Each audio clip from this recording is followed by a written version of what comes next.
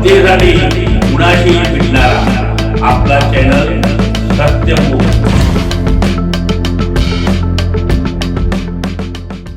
कवी सरकार स्वाभिमानी वाचनालय इंगळी आयोजित 26 मराठी ग्रामीण साहित्य संमेलन कोल्हापूर करवीर वाचन मंदिर येथे मोठ्या उत्साहात संपन्न झालं।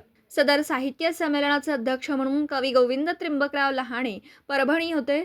माननीय प्राध्यापक मोहम्मद बाबू शेख सर यांच्या हस्ते प्रतिमेचे पूजन करून उद्घाटक माननीय डॉक्टर रोहिणी दीक्षित चिक्कोडी बेळगाव कर्नाटक यांच्या हस्ते करण्यात आला। मार्गदर्शक प्रसिद्ध कादंबरीकार लेखक डॉक्टर श्रीकांत पाटील घुणकी कोल्हापूर।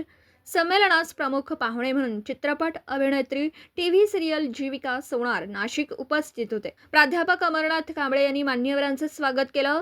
त्यानंतर सर्व मान्यवरांचा कवी सरकार यांनी पुष्पगुच्छ व सन्मान चिन्ह देऊन सत्कार केला। त्यानंतर कवी सरकार इंगळी यांचा पैंजनाचा नाद काव्यसंग्रह, निशा खरात यांचा मी भावनेला शब्द दिले काव्यसंग्रह, प्राध्यापक कवी प्रकाश भोंगळे यांचा अपूर्वाई काव्यसंग्रह तसेच मनास झोंबतो गारवा हा प्राथमिक काव्यसंग्रह तसेच साहित्य संमेलन विशेष अंकांचे प्रकाशन प्रसिद्ध लेखक राजेंद्र सुंदरदास फंड राहता अहिल्यानगर यांच्या हस्ते प्रकाशन करण्यात आले। उद्घाटन क्षेत्रात करवा गोविंद लहाणे, प्राध्यापक राजेंद्र फंड, डॉक्टर श्रीकांत पाटील यांनी मौलिक असं मार्गदर्शन केलं। संमेलनात दुसऱ्या सत्रात प्रतिबिंब काव्यमय मैफल प्राध्यापक अमरनाथ कांबळे, कल्याणी भारत भोसले यांनी सादर केली। तसेच कथालेखन बाळासाहेब देशमुख अहिल्यानगर यांनी आपले बहारदार कथाकथन सादर करून कार्यक्रमात रंगत आणली। चौथ्या सत्रात कवी देवानंद चांगदेव आंबवली खेळ यांच्या अध्यक्षतेखाली कवी संमेलन संपन्न झालं। कवी संमेलनासाठी कोल्हापूर, सांगली, अहिल्यानगर, मुंबई, पुणे, सातारा, धाराशिव, रत्नागिरी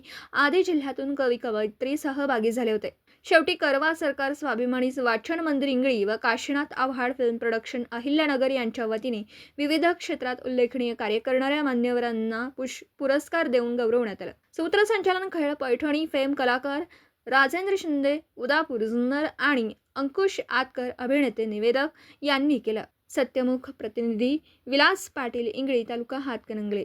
जनतेसाठी कुणाशीही भेटणारा आपला सत्यमुख। लाईक करा, शेअर करा आणि बेल आयकॉन ऑन करा। मित्रांनो, विसरू नका।